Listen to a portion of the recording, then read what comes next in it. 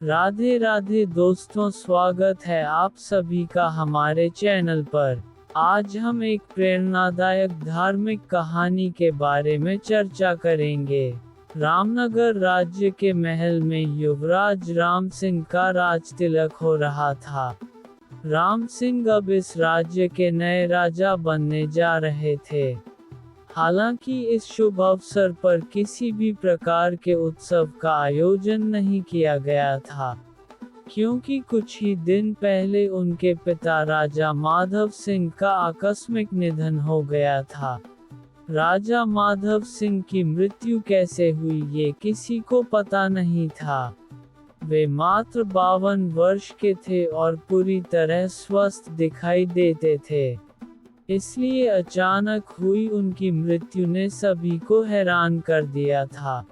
महारानी को इस घटना के पीछे किसी षड्यंत्र का संदेह था, लेकिन ये किसने और क्यों किया ये स्पष्ट नहीं था। राजा माधव सिंह के दरबार में कई मंत्री थे, लेकिन मंत्री दुर्जन उनका सबसे खास और विश्वास पात्र था। राजा उसे अपना दाहिना हाथ मानते थे और उनके निधन से वह अत्यंत दुखी था। अब जब युवराज राम सिंह ने राजगद्दी संभाल ली तो उन्होंने अपने पिता की मृत्यु को स्वाभाविक मान लिया और राजकाज में ध्यान देना शुरू कर दिया। स्वर्गीय राजा ने अपने पुत्र राम सिंह का विवाह पड़ोसी राज्य की राजकुमारी जानकी से तय किया था, लेकिन उनकी मृत्यु के बाद यह विवाह बीच में लटक गया था। राजपुरोहित इसे अपशकुन मान रहे थे। महारानी इस विवाह को तोड़ देना चाहती थी और मंत्री दुर्जन भी इसके विरुद्ध था। मगर इन सभी बातों को इग्नोर करते हुए राजा राम सिंह ने अपने पिता की इच्छा का सम्मान किया और राजकुमारी जानकी से विवाह कर लिया। राजकुमारी जानकी बहुत ही बुद्धिमान थी और राजकाज में राजा को महत्व सुझाव दिया करती थी। सबसे खास बात ये थी कि उनके पास एक पालतू तोता था जो असाधारण रूप से चतुर था और मनुष्यों की तरह बातें करता था। एक दिन उस तोता ने रानी जानकी को सुझाव दिया कि वह अपने हाथों से खाना बनाकर राजा को खिलाएं। राजा को कभी भी किसी दूसरे के हाथ का बना हुआ भोजन नहीं खाना चाहिए। यदि कभी ऐसी स्थिति आए तो पहले उस भोजन की अच्छी तरह जांच कर लेनी चाहिए। तोता ने कहा, मुझे इस महल में षड्यंत्र की बू आ रही है, इसलिए महारानी आपको भी सचेत रहना होगा। महारानी जानकी जानती थी कि राजा इस बात के लिए सहमत नहीं होंगे, क्योंकि वे किसी का भी दिया हुआ भोजन खाने से परहेज नहीं करते थे। तब उन्होंने मन ही मन एक योजना बनाई। उन्होंने राजा से कहा, मैं एक महात्मा के कहे अनुसार एक विशेष व्रत रखने जा रही हूँ। इस व्रत के नियमों के अनुसार मुझे अगले 6 महीने तक अपने हाथ से बना हुआ भोजन ही खाना होगा। यदि मैंने तथा आपने किसी और के हाथ का बना हुआ भोजन ग्रहण किया तो मेरा व्रत भंग हो जाएगा और फिर हमें दोबारा 6 महीने तक ये व्रत करना होगा। यह उपाय भी रानी को तोता ने ही बताया था। रानी के इस सुझाव को राजा राम सिंह ने सहज स्वीकार किया था और दोनों के विवाह को 4 वर्ष हो चुके थे, लेकिन अभी तक उनके संतान नहीं हुई थी। ये देखकर मंत्री दुर्जन चिंतित हुआ और उसने राजा से कहा, महाराज, विवाह के 1-2 वर्षों के भीतर संतान हो जानी चाहिए, लेकिन अब पूरे 4 वर्ष बीत चुके हैं और अभी तक कोई संतान नहीं हुई। मेरी मानिए तो चित्रकूट के प्रसिद्ध वैद्य गंगा प्रसाद से परामर्श लीजिए। वे निश्चित रूप से कोई न कोई उपाय बताएंगे जिससे रानी को संतान प्राप्त हो सके। फिर मंत्री ने एक समस्या बताई। वैद्य गंगा प्रसाद अत्यंत वृद्ध हैं। और वे कहीं आ जा नहीं सकते, इसलिए रानी को ही वहां जाना होगा, क्योंकि अपनी समस्या को वह स्वयं ही ठीक से समझा सकती है। राजा ने तुरंत उत्तर दिया, इसमें कौन सी बड़ी बात है, मैं रानी के तोता को आपके साथ भेज दूंगा। रानी अपनी समस्या तोता को बता देगी और तोता वही बात वैद्य को सुना देगा। इस तरह से समस्या का हल भी निकल आएगा और रानी को जाने की आवश्यकता भी नहीं पड़ेगी। मंत्री दुर्जन ने उत्तर दिया, महाराज मैं भी यही सोच रहा था, लेकिन आपसे कहने में संकोच कर रहा था। अगले ही दिन मंत्री दुर्जन तोता को लेकर चित्रकूट के लिए निकल पड़ा, लेकिन उसका चित्रकूट जाने का कोई इरादा नहीं था।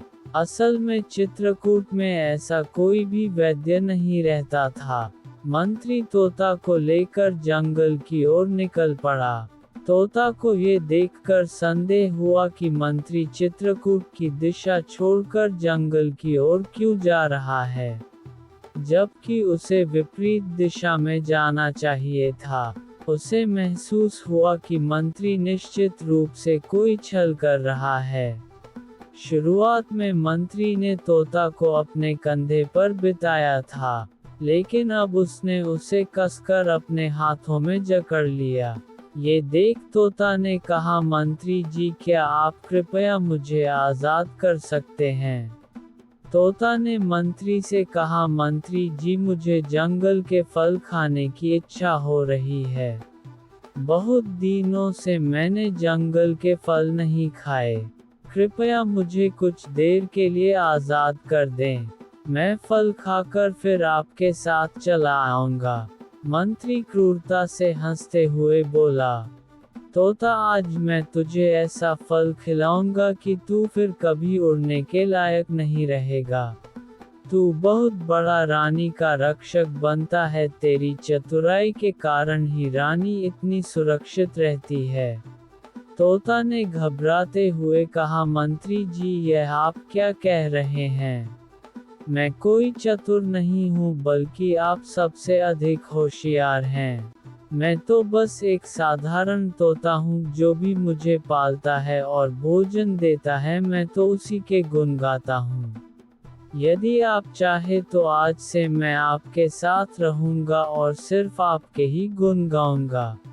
आखिर मुझे कौन सा राजा बनना है कि मैं रानी का पक्ष लूं। मंत्री ठहाका लगाकर बोला, अरे तोता तेरी गर्दन मेरी मुट्ठी में जकड़ी हुई है, फिर भी तू अपनी चालाकी दिखाने से बाज नहीं आ रहा। क्या तू मुझे बेवकूफ समझता है।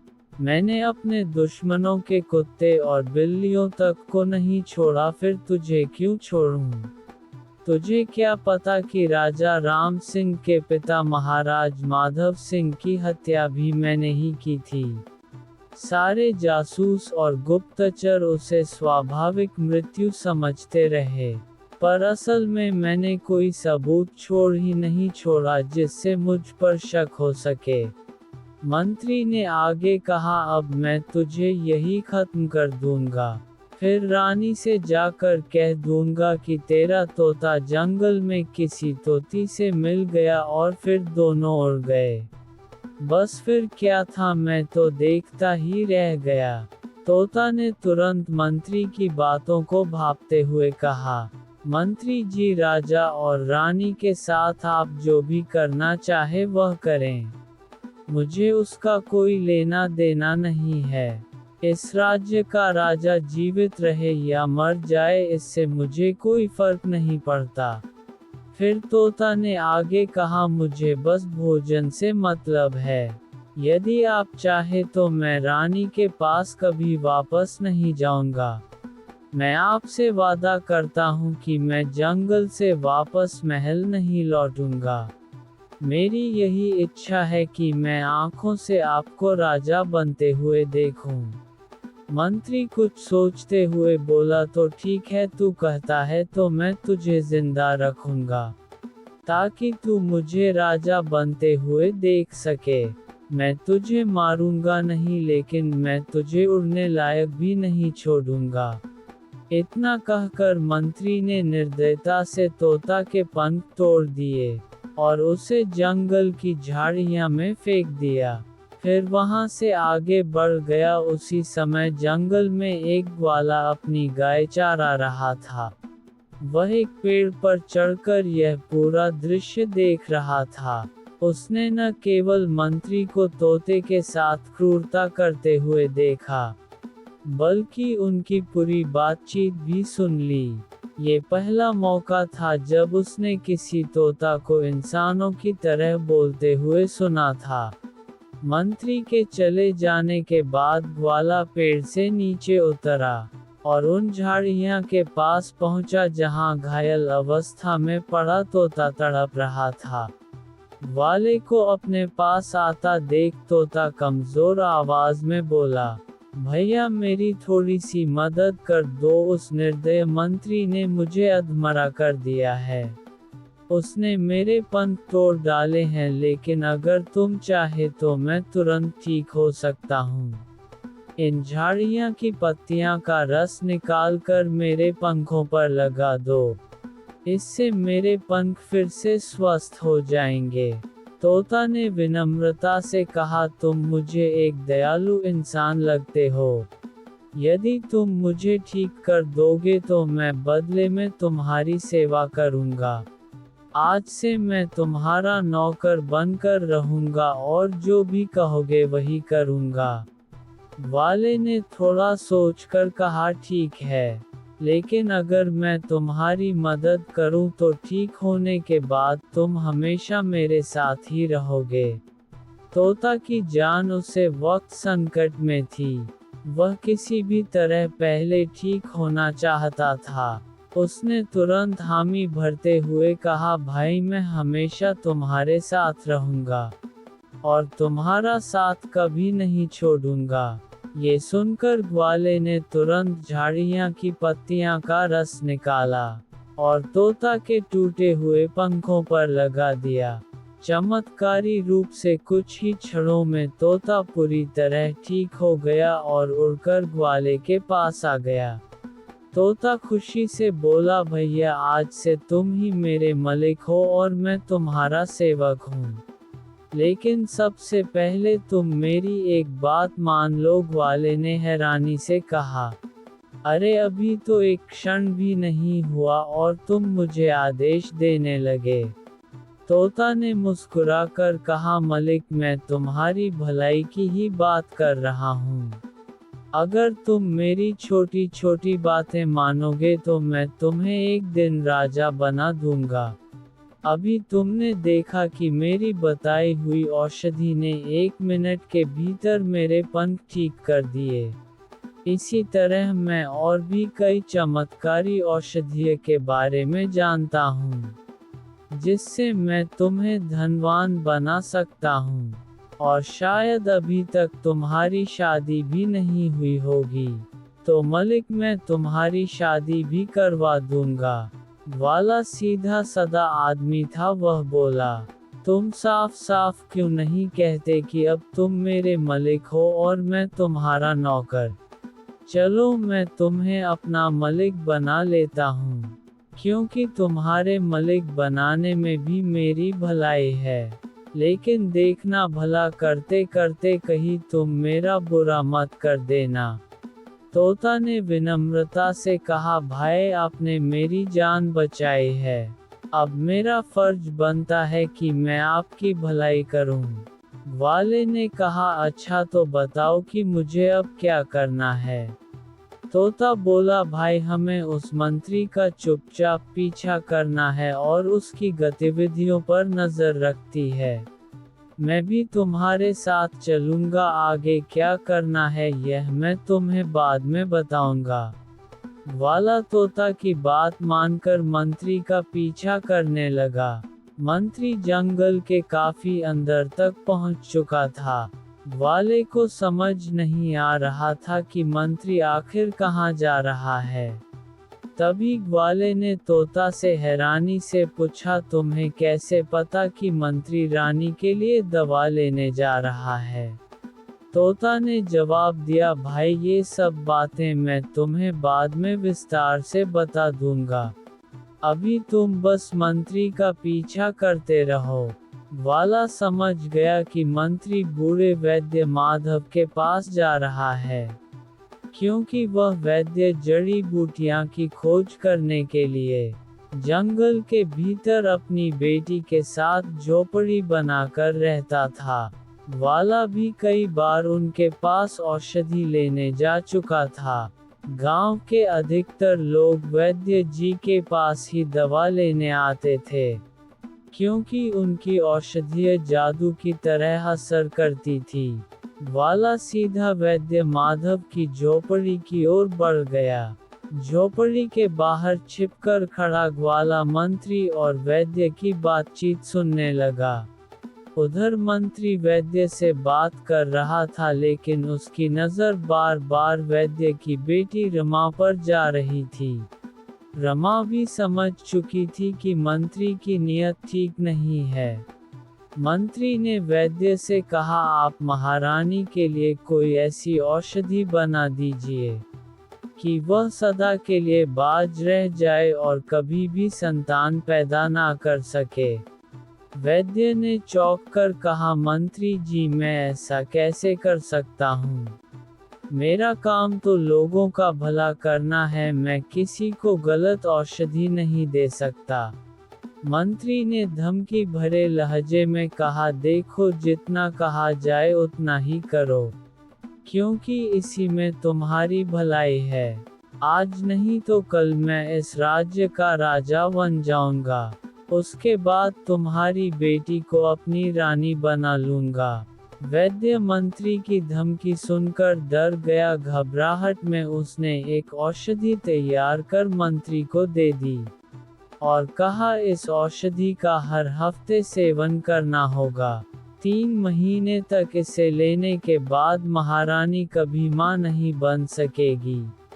मंत्री ने खुशी खुशी वैद्य को 500 स्वर्ण मुद्राएं दी। मुद्राएं देखकर वैद्य की आंखें चमक उठी। मंत्री के वहां से जाते ही वैद्य अपनी बेटी से बोला, बेटी मैं तो बेवजह उस मंत्री से डर रहा था। वह तो बड़ा ही भला आदमी निकला। अगर वह राजा बन गया तो मैं तेरा विवाह इससे करवा दूंगा। रमा गुस्से से बोली, पिताजी आप जानते हैं कि वह एक धूर्त व्यक्ति है। वह हमारे राजा और रानी के साथ छल कर रहा है। आपको उसका साथ नहीं देना चाहिए। मैं किसी गरीब से विवाह कर लूंगी, लेकिन उस धूर्त मंत्री से कभी नहीं करूंगी। वैद्य ने गंभीर स्वर में कहा, बेटी राजाओं महाराजाओं की जिंदगी का कोई भरोसा नहीं होता, आज है कल नहीं। अगर कल को यह मंत्री राजा बन गया तो हमारे दिन बदल सकते हैं। उधर तोता ने देख लिया कि मंत्री राज दरबार की ओर लौट चुका है। वह तुरंत ग्वाले से बोला, भैया जल्दी से मुझे वैद्य जी के पास ले चलो। ग्वाला और तोता तेजी से वैद्य की झोपड़ी की ओर बढ़ा। वहां पहुंचकर तोता ने वैद्य से कहा, वैद्य जी आप राजा के साथ विश्वासघात कर रहे हैं। मैंने सब कुछ अपनी आंखों से देखा और सुना है। मैं उसी रानी तोता हूँ जिसे आपने गलत औषधि दी है। अगर मैंने राजा से जाकर यह सब बता दिया तो आपको फांसी पर लटका दिया जाएगा। वैद्य घबरा गया कि यह नई मुसीबत कहां से आ गई। ये तोता और यह ग्वाला कहां से आ गए। अगर मैंने मंत्री का साथ दिया तो मुझे भी फांसी हो जाएगी। वह घबरा कर कहने लगा, भाई तोता इसमें मेरी कोई गलती नहीं। जब तुमने घटना अपनी आंखों से देख ही ली है तो तुमने ये भी देखा होगा कि वह मंत्री मेरी बेटी को मोहरा बनाकर जबरदस्ती मुझे दवा लेकर गया है। तुम मेरी मजबूरी को समझो और मुझे बचा लो। तोता ने गंभीर स्वर में कहा, तुम्हारा अपराध राजद्रोह का है और तुम्हें फांसी की सजा मिलना तय है। तुम्हें कोई नहीं बचा सकता। हाँ, अगर तुम्हारी बेटी चाहे तो तुम्हें बचा सकती है। यदि वह मेरे मित्र इस ग्वाले से विवाह कर ले तो मैं तुम्हें बचाने का उपाय निकाल सकता हूँ। बल्कि मैं राजा से कहकर तुम्हें राजवैद्य भी बनवा सकता हूँ। वैद्य कुछ बोलता इससे पहले ही उसकी बेटी रमा आगे बढ़ी और बोली, मैं अपने पिता की जान बचाने के लिए अभी इसी समय इस ग्वाले से विवाह करने को तैयार हूँ। लेकिन पिताजी को यह वचन देना होगा कि वे रानी को अब गलत दवा नहीं देंगे, बल्कि उस मंत्री को धोखे में रखकर वे रानी को संतान प्रताप की औषधि देंगे। वैद्य ने राहत की सांस लेते हुए कहा, बेटी तुमने बिल्कुल सही कहा। आज नहीं तो कल मंत्री की साजिश सबके सामने आ ही जाएगी। उसके पापों का घड़ा अवश्य ही भर जाएगा। अब मैं रानी को ऐसी दवा दूंगा कि वह अवश्य ही संतान प्राप्त करेगी। इस समय वैद्य ने अपनी बेटी रमा का विवाह ग्वाले से करवा दिया। ग्वाले ने तो कभी सपना में भी नहीं सोचा था कि इतनी जल्दी उसे इतनी सुंदर पत्नी मिल जाएगी। और यह सब उस तोता के कारण हुआ था। वह तोता और अपनी पत्नी को लेकर खुशी खुशी अपने घर लौट गया। उधर मंत्री जब राज दरबार पहुंचा तो उसके साथ तोता नहीं था। ये देखकर रानी को आश्चर्य हुआ। उसने सोचा, मेरा तोता कहाँ गया? मंत्री ने पहले से ही अपनी सफाई की योजना बना रखी थी। रानी के पूछने से पहले ही उसने कहा, महारानी जी, आपके तोता ने तो गजब कर दिया। जब वह मेरे साथ जा रहा था तो रास्ते में उसकी नज़र एक सुंदर तोता पर पड़ गई। उसे देखते ही वह मोहित हो गया और उड़कर उसके पास चला गया। मैंने बहुत विनती की वह मेरे साथ राजदरबार लौट चले, लेकिन उसने मेरी एक न सुनी। मंत्री की बात सुनकर रानी को विश्वास नहीं हुआ। उसे लगा कि मंत्री अवश्य कोई छल कर रहा है। मेरा तोता ऐसा क्यों करेगा? उसने सोचा, महल में उसे हर सुख सुविधा मिली हुई थी। कहीं ना कहीं यह मंत्री झूठ बोल रहा है। लेकिन राजा ने मंत्री की बात पर भरोसा कर लिया और बोले, छोड़ो उस तोता को, पहले ये बताओ कि क्या तुम औषधि लेकर आए। मंत्री ने शीशी निकालकर राजा को देते हुए कहा, हाँ महाराज, मैं दवा लेकर आया हूँ। लेकिन तभी राजा की लापरवाही के कारण वह शीशी हाथ से छूकर फर्श पर गिर पड़ी और टूट गई। ये देखकर मंत्री को बहुत अफसोस हुआ। उसकी सारी मेहनत पर पानी फिर गया। बड़ी मुश्किल से उसने 500 स्वर्ण मुद्राएं देकर रानी को बांझ बनाने की दवा ली थी। लेकिन राजा की लापरवाही से वह नष्ट हो गई। मंत्री को क्या पता था कि भगवान जिसका बुरा नहीं चाहते उसका बुरा कोई नहीं कर सकता। राजा ने मंत्री से कहा, मंत्री जी, आज आप थक गए होंगे, पहले विश्राम कीजिए। लेकिन कल सुबह आप दोबारा से दवा लेने के लिए चित्रकूट के वैद्य के पास जाए। मंत्री बोला, ठीक है महाराज, अब तो मुझे जाना ही पड़ेगा। दूसरे ही दिन मंत्री वापस जंगल में वैद्य के पास पहुंच गया। वैद्य को आश्चर्य हुआ, कल ही तो मंत्री जी दवा लेकर गए थे। इतनी जल्दी फिर से क्यों आ गए? शायद यह मेरी बेटी के लिए आया होगा। भला हो उस तोता का जिसने मेरी बेटी का विवाह ग्वाले से करवा दिया। मंत्री कहने लगा, वैद्य जी, कल की दवा तो उस मूर्ख राजा की वजह से गिरकर बेकार हो गई। ये सुनकर वैद्य मन ही मन भगवान को धन्यवाद देने लगा है। भगवान, आपने मुझे एक बहुत बड़े अपराध से बचा लिया। मैंने कभी भी जिंदगी में किसी को गलत दवा नहीं दी, मगर इस दुष्ट मंत्री ने मुझे इतना बड़ा पाप करवा दिया था, लेकिन आपने मेरी रक्षा कर ली। फिर वैद्य मंत्री से कहने लगा, कोई बात नहीं मंत्री जी, मैं आपको दूसरी दवा दे देता हूँ। इस बार वैद्य ने मंत्री को संतान प्रताप की अचूक औषधि दे दी और कहा, मंत्री जी, ये दवा पूरे 2 महीने की है। अब आप बार बार जंगल में आने का कष्ट ना करें। इसे ले जाए और रानी को देते रहिए, आपका काम अवश्य पूरा होगा। इसी बीच मंत्री की निगाहें वैद्य की बेटी को ढूंढ रही थी, मगर वह कहीं नजर नहीं आ रही थी। फिर मंत्री से रहा नहीं गया तो उसने पूछा, वैद्य जी, आपकी बेटी कहाँ है? वह दिखाई नहीं दे रही। वैद्य बोला, मंत्री जी, दरअसल मैंने उसकी शादी करा दी। फिर मंत्री बोला, यह आपने ठीक नहीं किया। मंत्री बेचारा उदास होकर दरबार लौट आया। अब की बार राजा ने कोई गलती नहीं की। बड़ी सावधानी से उसने दवा लेकर रानी को दे दी। अब राजा रोज अपने हाथों से ही रानी को औषधि पिलाने लगा।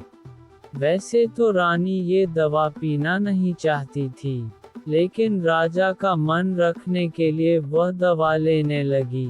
1 महीने के बाद रानी को महसूस हुआ कि वह गर्भवती हो गई है। उसने ये खुशखबरी राजा को सुनाई। राजा ये सुनकर खुशी से झूम पड़ा। उसने सोचा, सबसे पहले ये खबर मंत्री दुर्जन को सुनानी चाहिए। उसने मंत्री को दरबार में बुलाया और कहा, मंत्री जी, आपने तो कमाल कर दिया। आपकी लाई हुई दवा की वजह से मैं अब पिता बनने वाला हूँ। आपने वह कर दिखाए जो आज तक कोई दूसरा मंत्री नहीं कर सका। मैं आपसे बहुत खुश हूँ और आपको इनाम देना चाहता हूँ। राजा ने इस वक्त मंत्री को 5000 स्वर्ण मुद्राएं इनाम में दे दी और कहा, मंत्री जी, इसी इनाम का हकदार तो वह वैद्य गजोधर भी है, जिसकी दवा की वजह से रानी गर्भवती हुई है। इसलिए उसे भी मेरी ओर से 5000 स्वर्ण मुद्राएं दे दीजिएगा। ये सुनकर मंत्री के सारे मंसूबों पर पानी फिर गया। वह तो रानी को बांझ बनाने के लिए निकला था और अब रानी गर्भवती हो चुकी थी। ये खबर उसके लिए मनहूस थी, लेकिन राजा के सामने वह बनावटी खुशी जाहिर करने लगा। अंदर ही अंदर उसके दिल में जलन की आग धधक रही थी। अब वह वैद्य बदला लेने का निर्णय कर चुका था। मंत्री ने राजा से कहा, महाराज, मैं इसी समय ये शुभ समाचार वैद्य जी को देना चाहता हूँ। राजा ने कहा, ठीक है मंत्री जी, आप जा सकते हैं। मंत्री के हाथ में तलवार थी, वह जंगल की ओर चल पड़ा।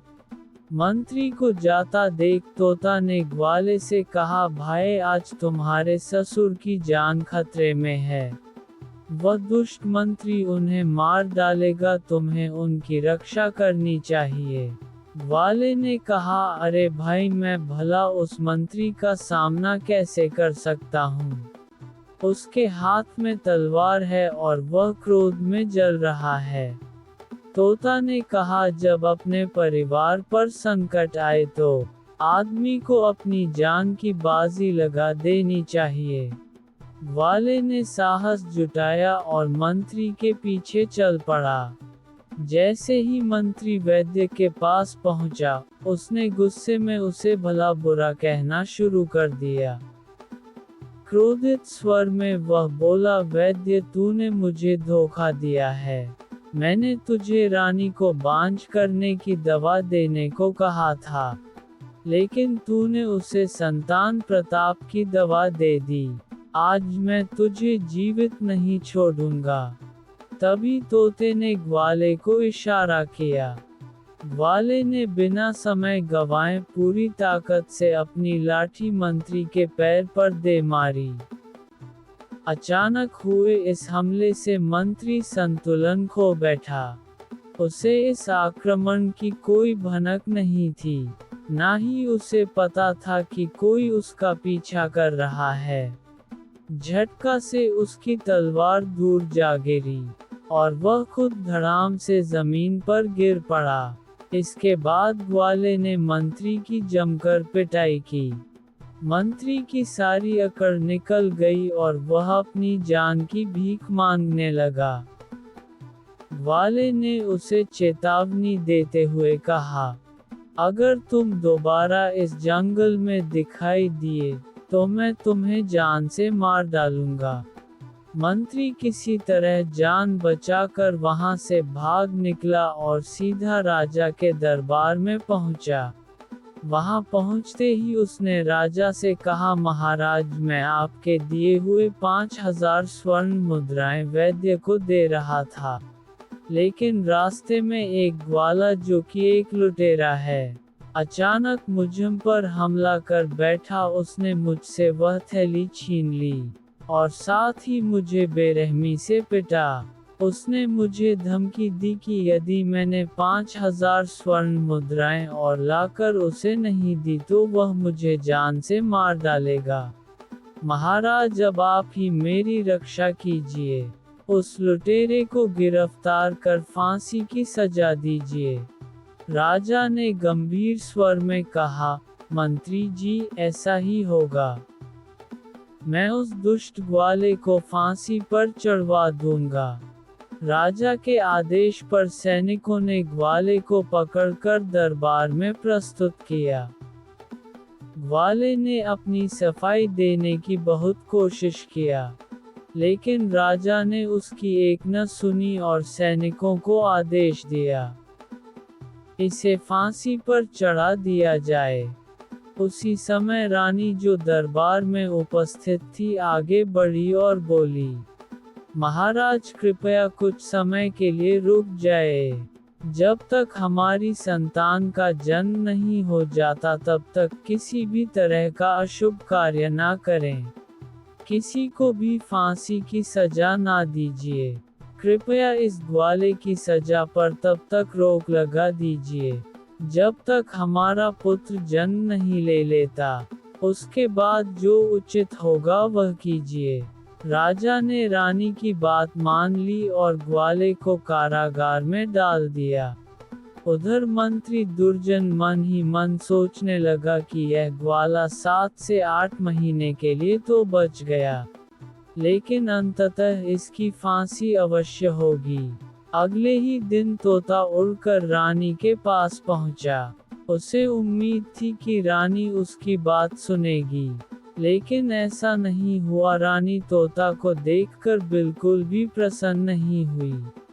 जैसे ही तोता मंत्री की शिकायत करने लगा, रानी ने उसकी बात सुनने से इनकार कर दिया। क्रोधित स्वर में रानी बोली, मुझे तुम्हारी मनगढ़ंत कहानी नहीं सुननी। तुम इसी समय यहाँ से लौट जाओ अपनी तोती के पास। मैंने तुम्हें अपने बेटे की तरह पाल था, और तुमने मेरे साथ यह विश्वासघात किया।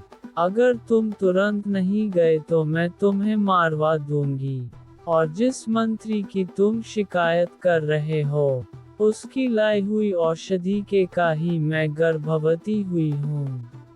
तोता समझ गया कि इस समय रानी उसकी बात नहीं सुनेगी। वह चुपचाप वहां से उड़कर ग्वाले की पत्नी के पास गया और उसे सांत्वना देते हुए बोला, इस समय हमारे ऊपर विपत्ति का साया है। हमें धैर्य रखना होगा और सही समय का इंतजार करना होगा। इस तरह 7-8 महीने बीत गए। फिर एक दिन रानी जानकी ने एक सुंदर पुत्र को जन्म दिया। महल में आनंद और उल्लास की लहर दौड़ गई, परंतु मंत्री दुर्जन के मन में जलन की आग भड़क उठी। अब तो वह उस नन्हे राजकुमार को नुकसान पहुंचाने की साजिश रचने लगा। क्योंकि उसे रोकने टोकने वाला कोई नहीं था। वह जब चाहता अपनी मनमानी कर सकता था। मंत्री ने राजकुमार की हत्या करवाने के लिए एक भयावह योजना बनाई। उसने एक सपेरे को बुलाया और उससे कहा कि वह जहरीले सांप की मदद से राजकुमार की हत्या कर दे। परंतु मंत्री को इस बात का जरा भी अंदाज नहीं था कि तोता अब भी उस पर नजर रखे हुए हैं। वह हर समय मंत्री का पीछा करता और महल के आसपास के पेड़ों पर बैठा रहता। दूसरी ओर मंत्री पूरी तरह निश्चित था। उसे विश्वास था कि वह तोता जंगल में तड़प तड़प कर मर चुका होगा। परंतु उसकी यही भूल उसके विनाश का कारण बनने वाली थी, क्योंकि तोता ने मंत्री और सपेरे के बीच हुई पूरी बातचीत सुन ली थी। एक बार फिर तोता रानी के पास गया और बोला, रानी कृपया अपने पुत्र की रक्षा कीजिए। मैंने मंत्री और सपेरे की सारी बातें सुनी हैं। वे आपके बेटे की हत्या की योजना बना रहे हैं। लेकिन रानी ने गुस्से में आकर कहा, चुप हो जा तोता, मैं मंत्री के खिलाफ एक भी शब्द नहीं सुनना चाहती। अगर तू दोबारा यहाँ आया तो सचमुच मैं तुझे मारवा दूंगी। आइंदा मेरे पास कभी मत आना और मंत्री के खिलाफ मेरे सामने झिलमिल उगलना। तोता ने देखा कि रानी पर उसकी बातों का कोई असर नहीं हो रहा, तो वह समझ गया कि रानी इस समय उसकी बात मानने को तैयार नहीं है। तब उसने राजा राम सिंह की मां राजमाता के पास जाने का निश्चय किया। राजमाता को पहले से ही संदेह था कि मंत्री ने षड्यंत्र करके उनके स्वर्गीय पति की हत्या करवाई थी। जब तोता राजमाता के पास पहुंचा तो वह उसकी बात ध्यान से सुनने को तैयार हो गई। तोता ने उन्हें सारी बातें बता दी और कहा, कल रात मंत्री गुप्त दरवाजे से सपेरे को लेकर रानी के कक्षा में जाएगा। वहां सपेरा एक जहरीला सांप राजकुमार के पास छोड़ देगा। सांप राजकुमार को डस लेगा और इस तरह उसकी मृत्यु हो जाएगी। आप चाहें तो अपने पोते की जान बचा सकती हैं। राजमाता को तोते की बात समझ में आ गई। अगले दिन रात के समय वह राजा के पास गई और बोली, बेटा, मैं तुम्हें कुछ दिखाना चाहती हूँ, मेरे साथ चलो। राजा को कुछ समझ में नहीं आया कि उनकी माँ ऐसा क्यों कर रही हैं और उन्हें कहाँ ले जाना चाहती हैं, लेकिन फिर भी वह उनकी बात मानकर उनके साथ चल दिए। राजमाता राजा को लेकर महल के एक गुप्त दरवाजे के पीछे छुप गई। वहां से वे चुपचाप खड़े होकर घटनाक्रम देखने लगे। कुछ ही देर बाद राजा ने देखा कि उसका मंत्री दुर्जन एक सपेरे को लेकर महल में दाखिल हुआ। वह दबे पांव सबसे छुपते छुपाते रानी के कक्ष की ओर बढ़ रहा था। राजा ने देखा कि सपेर ने एक जहरीला सांप निकाला और उसे रानी के कक्ष में छोड़ दिया। इसके बाद मंत्री और सपेरा जल्दी से वहां से भागने लगे। ये देखकर राजा तुरंत दौड़ पड़ा। उसने मंत्री को पकड़ लिया और जोर से पहरेदारों को आवाज लगाई, सभी पहरेदारों को तुरंत यहाँ बुलाओ। पल भर में ही सैनिक वहां पहुंच गए और उन्होंने मंत्री और सपेरे को पकड़ लिया। मंत्री और सपेरे को तुरंत गिरफ्तार कर लिया गया। उधर रानी घबराकर चिल्लाने लगी, क्या कोई है? मेरे बेटे को सांप ने डस लिया है। ये सुनते ही महल में अफरा तफरी मच गई। कोई समझ नहीं आ रहा था कि अचानक ये क्या हो गया और अब नन्हे राजकुमार को कैसे बचाया जाए। इस समय तोता उड़ता हुआ वहां पहुंचा और रानी के पास जाकर बोला, महारानी आप घबराए मत, राजकुमार को कुछ नहीं होगा, लोग उसे बचा लेंगे। मुझे इस हमले के बारे में पहले से ही पता था, इसलिए मैंने वैद्यराज माधव को महल के बगीचे में पहले से ही छुपा रखा है। ये कहते ही तोता तुरंत बगीचे की उड़ा और वैद्यराज को लेकर रानी के पास आ गया। वैद्य ने आते ही राजकुमार की जांच की और उसे एक विशेष औषधि पिला दी। फिर आश्वस्त होकर बोले, अब निश्चिंत रहिए, राजकुमार को कुछ नहीं होगा, वह जल्द ही स्वस्थ हो जाएगा। तोता ने राजा और रानी को पूरी घटना की सच्चाई बता दी। उसने मंत्री के सभी षड्यंत्र को उजागर किया और यह भी बताया कि ग्वाला पूरी तरह निर्दोष है। साथ ही उसने ये राज्य भी खोल दिया कि राज्य के लिए दिए गए 5000 स्वर्ण मुद्राएं मंत्री ने अपने घर में छुपा रखी है। तोता ने आगे कहा, आपके पिता की हत्या का असली अपराधी भी यही मंत्री है। अब मंत्री रंगे हाथों पकड़ा जा चुका था। उसके सभी अपराध राजा के सामने उजागर हो गए थे। राजा ने तुरंत निर्णय लेते हुए आदेश दिया कि मंत्री को फांसी पर चढ़ा दिया जाए। इसके बाद राजा ने तोता से कहा, मुझे क्षमा कर दो। मंत्री की बातों में आकर मैंने तुम्हें बड़ा भला बुरा कहा। अब बताओ, तुम्हारे इस उपकार का बदला मैं कैसे चुका सकता हूँ? तोता ने मुस्कुराकर उत्तर दिया, महाराज, पहले तो आप निर्दोष ग्वाले को कारागार से मुक्त करवा दीजिए और उसे अपने दरबार में मंत्री नियुक्त कर दीजिए। साथ ही हमारे वैद्यराज को राजवैद्य का पद प्रदान कर दीजिए। राजा ने तुरंत हामी भरते हुए कहा, ठीक है, ऐसा ही होगा। इस प्रकार तोता की सहायता से राजा राम सिंह ने न केवल अपने पुत्र को बचाया, बल्कि अपने राज्य को एक बड़े षड्यंत्र से मुक्त कर दिया। इसके बाद उन्होंने वर्षों तक न्यायपूर्वक राज्य किया और अपनी प्रजा की सेवा में लगे रहे। तो दोस्तों, अगर आपको आज की कहानी अच्छी लगी तो चैनल को सब्सक्राइब करें, हमें सपोर्ट कीजिए और कमेंट्स में राधे राधे लिखना ना भूलना। फिर मिलते हैं एक नई कहानी के साथ। राधे राधे।